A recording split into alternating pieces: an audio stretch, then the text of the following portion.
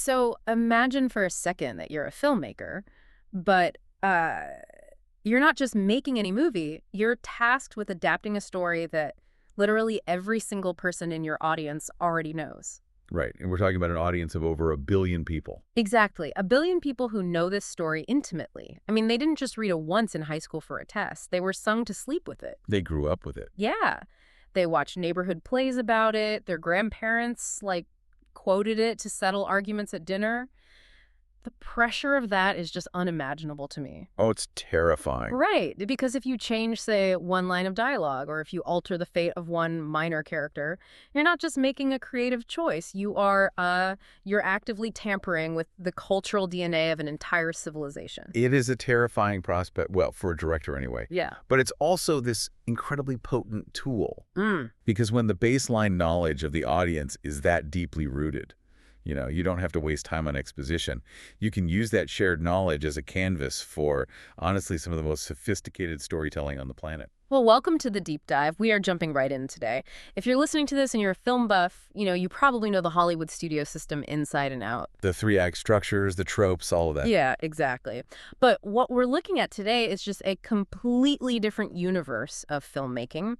We have a massive stack of sources on the table today, primarily excerpts from this really groundbreaking scholarly book. It's called Indian Literature and Popular Cinema, Recasting Classics, and it's edited by Heidi R.M. Pauls. A fantastic collection of analyses. It really is. And our mission for this deep dive is to basically take a sledgehammer to a very persistent, very lazy stereotype. Ah, yes. The Hollywood ripoff myth. The Hollywood ripoff myth, yes. There is this incredibly pervasive idea, especially in Western film criticism, that North Indian popular cinema, which people broadly just call Bollywood, is, just this glitzy, simplistic machine. Right, that it's all just melodramatic love triangles. Yeah, love triangles interrupted by spontaneous dancing in the Swiss Alps or something. Yeah. And that it's completely divorced from any real literary depth. Which is just a fundamental misreading of what these films are actually doing. Yeah. I mean, when critics dismiss the melodrama or the musical numbers, they're missing the profound cultural work happening right beneath the surface. So today we're going to explore how these massive cinematic blockbusters are actually deeply, intimately engaged with ancient Indian literary traditions. We're talking about the monumental epics. Right, the Mahabharata and the Ramayana and classical Sanskrit dramas. We want to show you how these thousands of years old stories survive and mutate in the modern world. But before we do, we need to set some ground rules. Yes, absolutely. If you're going to understand Indian cinema, you have to completely abandon a concept that scholars call the tyranny of fidelity analysis. Okay, let's unpack this. The tyranny of fidelity analysis. Is that basically like the book was better syndrome? That is a great way to put it, yeah. It's that incredibly common urge we all have to criticize a movie simply because it deviates from the original text. Like, oh, they left out my favorite chapter. Exactly. Or, that character would never wear that. We treat the original text as this static, sacred fossil that just has to be perfectly replicated. Right, which misses the point entirely. Completely. If we apply that rigid standard to Indian cinema's use of ancient epics, we will fail to understand what's actually happening. We aren't here to grade filmmakers on how accurately they copied a poem. We're going to look at exactly how and why these stories are bent and fractured. Because bending the story is the actual point. Now, just a quick heads up to you, the listener, before we really get into the weeds here. Because these texts are so foundational, tweaking them is inherently and sometimes explosively political. Oh, very much so. So today we're going to be discussing everything from Marxist uprisings inspired by left-wing writers to right-wing nationalist movements trying to reconstruct cultural memory. And I want to make it unequivocally clear, neither of us is taking a side here. Right. No endorsements of any political viewpoints. Zero. We are strictly and impartially reporting the fascinating analysis contained in the source material. We just want to understand how filmmakers use these texts. Precisely. We are analyzing the architecture of the narrative, not the politics of the architect. I like that. So let's hit the ground running. For decades, academic circles largely ignored these movies, right? They just wrote them off as lowbrow entertainment. Yeah, and the foundational misconception driving that elitism was about literacy. There was this assumption that because the massive audiences of Indian popular cinema might be formally unlettered. Meaning they maybe didn't have formal schooling or couldn't read and write. Exactly. The assumption was that they were therefore ignorant of the classics. But the source material aggressively counters this. We often conflate formal literacy with cultural literacy. Which are two very different things. Right. A farmer in a rural village might not be able to read the Sanskrit text of the Mahabharata, but he is profoundly literate in its oral traditions. He knows the lineage of every major character. Right. He knows the weapons they use, the specific curses they endure. Exactly. These stories are embedded in festivals, in local theater. The audience knows these epics by heart in a way that modern Western audiences simply do not know their foundational texts. Which is wild to wrap my head around. It flips the whole dynamic between the director and the audience. Let me try an analogy to see if I'm getting the scale of this. Go for it. Imagine if every single person sitting in a movie theater today already knew the entire script of Shakespeare's Hamlet, not from a high school pop quiz, but because they grew up with Hamlet campfire stories. Right. It's just in the water supply. Yeah, so they know all the beats. Now imagine a modern film director makes a huge blockbuster about Hamlet. But right at the climax, Hamlet just drops his sword, walks over, and forgives his uncle Claudius. You go hug it out. They hug it out. The audience's collective mind would be blown. There would be gasps. It wouldn't just be a twist ending. It would be this radical act of storytelling. And that's the level Bollywood directors are playing at. That is a perfect analogy. And what's fascinating here is how that deep cultural literacy allows a director to change one tiny detail, and the entire audience instantly understands the massive implication of that change. Wow. This leads to a concept scholars call the heterogeneous mode of production in Indian cinema. Okay, the heterogeneous mode of production. Explain how that actually works on a film set, because I'm picturing a Hollywood set where everything is storyboarded months in advance. It is the exact opposite of that rigid Hollywood structure. Historically, the screenplay is incredibly loose, it's fluid. It is not uncommon for dialogue to be written on the very day of the shoot. Wait, really? On the day? Yes. A director might see how an audience reacts to a film's first week in theaters, or gauge the shifting political mood and actually pivot the narrative focus during production. You're saying they essentially treat a massive cinematic blockbuster like a live theater performance. Yes, because they are tapping into an ancient oral tradition that is literally designed to be adaptable. If a storyteller thousands of years ago was reciting the Mahabharata to a village of merchants, they'd emphasize the economics. And if they were telling it to warriors, they'd emphasize the combat. Exactly. The heterogeneous mode of production is just the cinematic version of that. That makes so much sense. And if we want to see exactly how wildly a director can twist a beloved story, we only need to look at the year 1980. Ah, yes. 1980 is a fascinating case study. It really is. In Yeah. that single year, two completely different adaptations of the Mahabharata hit the screens in India. We're looking at Philip Lichendorf's analysis here. Right, we have Shyam Benegal's Kalyug, which means Age of Discord, Yeah. and Bapu's Hum Panch, which translates to We Five. Two movies, same core epic blueprint, but the ideological houses they build are just light years apart. Let's start with Kalyug. But I guess we should give the listener a quick crash course on the Mahabharata first. Good idea. At its most basic level, the Mahabharata is the story of a massive civil war between two factions of a royal family. You have the heroic Pandavas, who are 5 brothers, Okay, 5 good brothers. and their cousins, the villainous Kauravas, who are 100 brothers, and they are fighting over the rightful inheritance of the kingdom. So, ancient royal civil war. Now, enter Kalyug in 1980. Shyam Benegal takes this ancient war and completely reimagines it as a ruthless corporate rivalry. He compresses it into the boardrooms of modern Bombay. Yes. You have two family firms fighting over lucrative government contracts during the license Raj. And we shouldn't gloss over the license Raj because it's crucial to why this movie feels so suffocating. What was that era actually like? Well, the license Raj was this incredibly dense system of government regulations and quotas required to run any business in India. It was designed to create a socialist economy, but in practice, it created massive red tape and institutional corruption. So businesses couldn't just innovate. They had to fight for approval for every little thing. Exactly. The anxiety of that era, the feeling that the system was rigged and you had to be ruthless to survive was just pervasive. And Benegal takes that specific modern dread and maps it onto the ancient dread of the Mahabharata. It's a very urban art cinema take. But what stood out to me was how radically secularized it is. It is entirely stripped of the divine intervention that characterizes the original epic. Right, no gods coming down to give No advice. gods at all. The only presence of the divine is literal, physical statues in rich people's homes. The gods have been reduced to status symbols for capitalists. Which is such a pessimistic view. It's basically saying modern capitalism is a meat grinder, and the way that plays out with the characters is incredible. I want to talk about Karan, the modern version of the epic outcast, Karna. Karna is one of the most complex figures in world literature. For context, he is actually the eldest brother of the heroic Pandavas, but he was abandoned in a river as a baby. Raised by a charioteer. Right, yes. And because of his perceived low caste, he is constantly mocked, despite being a gifted warrior. Eventually, the villainous Kauravas show him respect. So out of sheer loyalty, Karna fights against his own brothers in the Great War, knowing it will doom him. The ultimate tragic underdog. And in Kelyug, Benegal modernizes him beautifully. Karan is an orphan corporate strategist who works for the villains out of loyalty. But the masterstroke is how they handle his famous death scene. How does Karna die in the epic? In the epic, during the climax of the battle, Karna's chariot wheel sinks deep into the mud. He is completely stuck. He steps down to physically lift the wheel out. Adhering to the rules of war, right. He's defenseless. Exactly.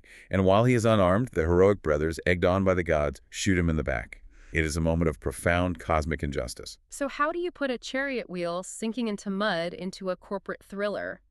Benegal translates it into a flat tire. It's brilliant. Karan is driving away, having finally abandoned the villains. He gets a flat tire, he pulls over, takes off his suit jacket, and is physically kneeling on the asphalt trying to fix it.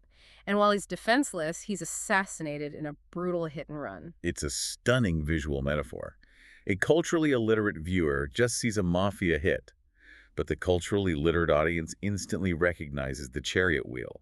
They feel the weight of thousands of years of tragedy crashing down on this corporate fixer. It gives me chills. But then on the exact opposite end of the spectrum, released the same year, we have Hum Punch. If Kalyug is a sterile corporate thriller, Hum Punch is this vibrant, rural Masala film. Masala meaning a blend of spices, action, comedy, song, and dance all mixed together. Right, and Hum Punch shrinks the war down to a single dusty village. The heroes are 5 youths from lower and middle castes who unite to overthrow a cartoonishly evil landlord who is the stand-in for the main villain. And notice the shift in the divine here. While Kalyug removed the gods, Hum Punch leans into magical realism. The god Krishna is physically present in the village. But he's not a glowing charioteer, he's a drunk. He is portrayed as a perpetually drunk observer. He wanders around swigging alcohol, but he is secretly, literally counting the landlord's sins. Which ties back to a specific mythological promise. Yes, in the myth, Krishna vows to tolerate exactly 100 sins from a specific enemy. But on sin 101, he will strike him down. In the film, Krishna watches the corruption and counts. And the moment the landlord hits sin 100, Krishna sobers up and actively endorses a violent mob justice revolution. It's such a radically different worldview. If we connect this to the bigger picture, Kalyug is an elite, pessimistic view of inevitable corruption. But Hum Punch represents an optimistic, working-class aesthetic of mobilization. It's loudly declaring that collective action can overthrow tyranny. But to achieve that Marxist message, the director had to make an almost unthinkable narrative choice. Oh, this part completely broke my brain when I was reading the source material. We have to talk about Yudhishthira. In the original epic, he's the eldest brother, the moral center, right? He is obsessed with rules and dharma, and he is fundamentally a pacifist. So in Hum Punch, the director looks at the script and he completely cuts him out of the movie. Just deletes the most important brother from the ecosystem entirely. That's insane. That's like doing a Batman movie without Bruce Wayne. Why would a director take that risk? Because a rule-following pacifist simply does not fit into a story about a violent, working-class revolution.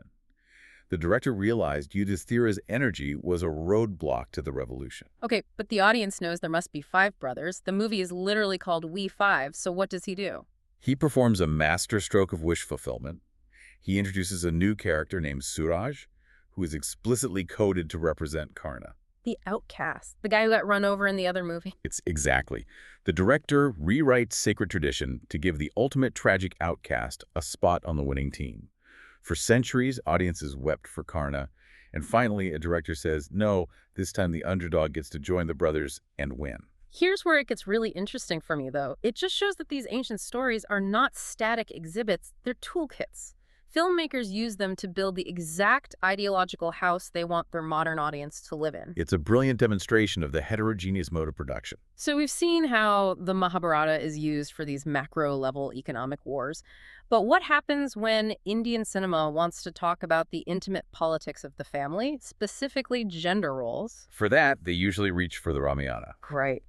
And we're shifting now to Vidyut Akludkar's phenomenal analysis of two vastly different Ramayana adaptations. We have the 1999 mega hit Hum Saath Saath Hain and the 2001 film Laja. Let's start with Hum Saath Hain. Yes, the juggernaut.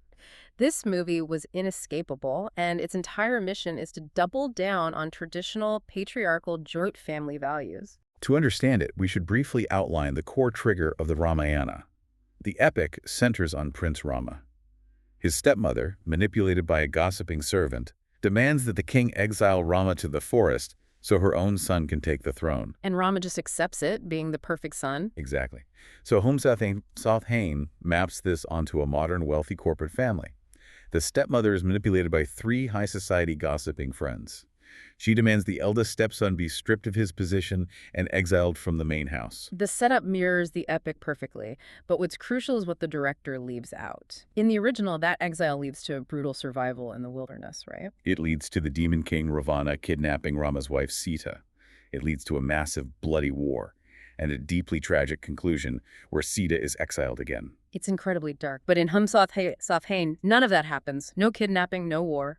Akludkar famously describes this film as Ramayana in a rabdi bowl. I love that analogy. Explain what rabdi is for the listener. Rabdi is a traditional Indian dessert. It's milk boiled down until it's incredibly dense, thick, and intensely sweet. It coats everything. Akludkar is saying the director took all the sharp, bloody edges of the epic and smothered them in condensed sugar. It's the ultimate sanitized narrative. Everyone cries beautifully, the stepmother has a change of heart, and they all hug in a musical number. And while that sounds harmless, it's doing heavy ideological lifting. It reinforces very specific patriarchal norms. The good women in the film silently sacrifice their desires and stay in the domestic sphere. And the bad women are the ones who gossip or express individual ambition. Exactly. The message is basically, if women would just know their place, the patriarchal family would be a frictionless paradise. Which is exactly why the contrast with our next film, Laja, is so jarring. If Hum Saath Hain is a sugary dessert, Laja is a glass of broken shards. It's a fierce feminist critique. Laja intertwines the stories of four women from different social classes: Vaidehi, Vasili, Chanaki, and Ramdulari. And those are all names for Sita, right? Yes. The director is signaling that these modern women are enduring the same systemic oppression the original Sita endured. And Laja goes right for the most controversial part of the Ramayana, the Agni Pariksha, or the fire ordeal. We definitely need to explain the fire ordeal for the listener. In the epic, Rama defeats the demon king and rescues Sita. But instead of a joyful reunion, he publicly doubts her chastity because she lived in another man's house as a hostage. To prove her absolute purity, Sita willingly steps into a blazing fire. And because she's pure, the fire god doesn't burn her. Right, he delivers her safely back to Rama. And for centuries, this scene has been fiercely debated. Is it a testament to her devotion or a horrifying example of victim blaming? And Laja answers that with a sledgehammer. There's this climactic play within a play scene. One of our modern Sitas, an actress named Janaki, is playing Sita on stage. And they reach the fire ordeal scene. And the actor playing Rama demands she prove her purity. But Janaki, who has just endured horrific abuse in real life, completely breaks script. She refuses to step into the fire. She rebels. She argues that her spiritual victory over her kidnapper was vastly superior to Rama's military victory. She demands that if she has to step into the fire, Rama must step into the fire with her to prove he was faithful too. So what does this all mean for the people actually watching these movies? Because when she breaks the script, the theater audience inside the movie riots. But the real-world reaction was insane, too. Yes, when Laja was released in real Indian theaters, this specific scene caused actual riots. Right-wing groups burned effigies of the director and the actress. They smashed theater windows, demanding the film be banned for insulting the goddess. That is just wild. It makes me wonder, how does a director balance wanting to provoke social reform with the risk of offending deeply entrenched sentiments? Like, how do you portray a female character with agency when the entire cultural framework is built to objectify her? To understand that, we have to look at the history of the gaze. Who is looking at whom, and who holds the power? This brings us to Gayatri Chatterjee's breakdown of the Shakuntala story, or Fakuntala, across millennia. I love this section. Let's start at the very beginning. In the original Mahabharata, what is Fakuntala like? She is fiercely independent. King Dusyanta wanders into her forest and wants to sleep with her, but she actively negotiates.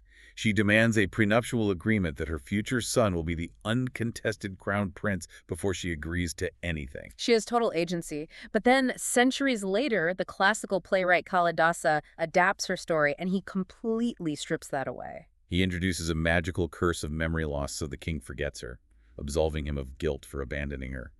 But more importantly, Kalidasa makes the physical act of looking the central mechanic. Because the king becomes a stalker, right? Yes, he hides in the bushes, voyeuristically stalking her, verbally describing her body. This raises an important question about the difference between looking, gazing, and the Indian concept of darshan. Okay, break this down for us. Gazing, especially the male gaze, is explicitly linked to voyeurism. It's looking in order to control and sexually objectify. The person gazing has all the power. Darshan, however, is a reverential reciprocal gaze. Like when you go to a temple. Exactly. You go to see the divine, but equally importantly, to be seen. It's a mutual exchange of respect.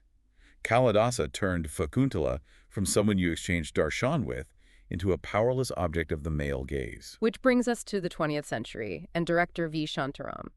He directed two film versions of this story, one in 1943 and a remake in 1961. The 1943 film was made during the intense stages of the Indian nationalist movement. Shantaram wanted an image of a strong, unbowed Mother India. So he gives her backbone back. When the amnesiac king rejects her, she gets furious, refuses help, walks across mountains pregnant, and raises her child alone as a single mother. And it was a massive hit. It ran for over 2 years. It was exactly what the culture needed. But by 1961, India's independent, and Shantaram decides to remake it in color. And he fundamentally miscalculates what the audience wants. Right. He tries to make her more coquettish and submissive. He leans entirely into the male gaze. How does a director actually execute that mechanically with the camera? The camera becomes the king, hiding in the bushes. He uses revealing costumes, soft focus sets, and lingering shots on her physical form while she's unaware, making her a passive object of desire. He forces the audience to leer at her instead of offering darshan, and it completely flopped at the box office. It was a disaster. It's like watching a modern superhero reboot where they take a strong 1940s character, make her weaker in the 60s, and the audience just rejects it. It highlights the immense invisible power of the camera itself. The camera dictates how we are allowed to engage with truth. I really want you, the listener, to think about that next time you watch a movie. Think about where the camera is positioned. Are you hiding in the bushes, or are you looking them dead in the eye as an equal? The mechanics of observation are the mechanics of control. Wow. Well, to wrap up this incredible deep dive, we've gone on an absolute marathon today. From the ancient oral roots of the epics to corporate thrillers to rural rebellions, we've seen Bollywood as far from a simplistic Hollywood imitation. It is an active, vibrating battleground for India's soul, constantly negotiating the tensions between tradition, capitalism, and feminism. But before we sign off, I know you have one final provocative thought for us. I do. We've seen how incredibly flexible these ancient epics are used to enforce obedience or ignite revolution.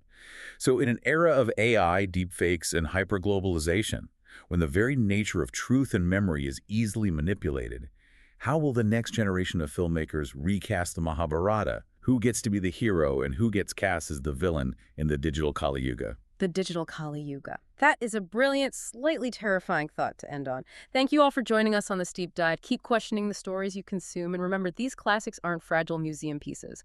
They're a living, overgrown forest. Until next time.